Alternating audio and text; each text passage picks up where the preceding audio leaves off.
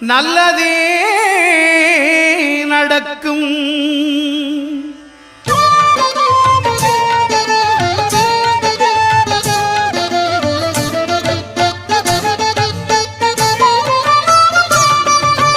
9 கோளும் ஒன்றாய் காண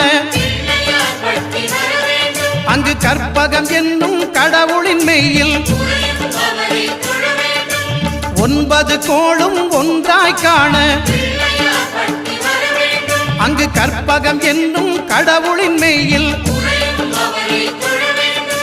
சூரியன் முதலாய் 9 கிரகமும் பலவித குணங்களை கொண்டிருக்கும். எங்கள் கற்பக தருவில் அவை வரும்போது ஒன்றாய் சேர்ந்து பலனளிக்கும்.